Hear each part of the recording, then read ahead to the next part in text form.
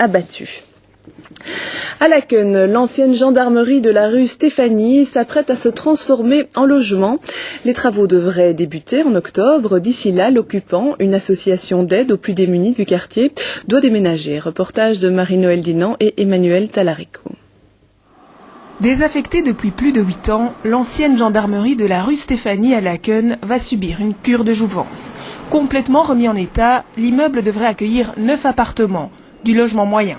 Nous partons d'un bâti existant, nous construisons 4 appartements d'une chambre, 4 de 2 chambres et un appartement de 3 chambres.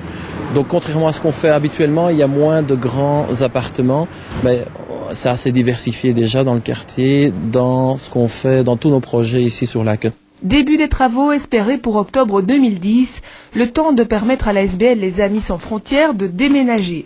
Active sur la ville depuis 21 ans, l'association occupait les lieux en attendant la réaffectation.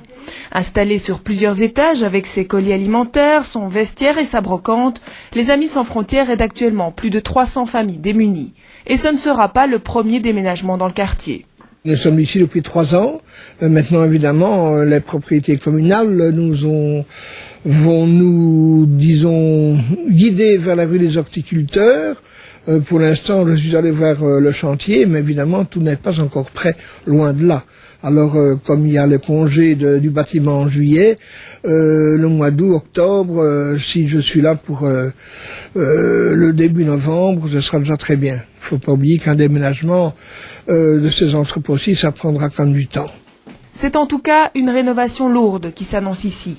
Isolation, récupération d'eau de pluie, la ville espère transformer ce bâtiment néoclassique en logement exemplaire. C'est notamment des panneaux photovoltaïques qui vont être installés, des panneaux solaires également, il y a une ventilation double flux, enfin il y a plusieurs procédures, plusieurs types de construction qui fait amener ce bâtiment vers vraiment des performances énergétiques adaptées. Adaptées au portefeuille des ménages qui vivront ici, puisque le projet vise à diminuer le plus possible le coût des charges. Et à propos de coûts, la ville investit 1 800 000 € dans cette future rénovation.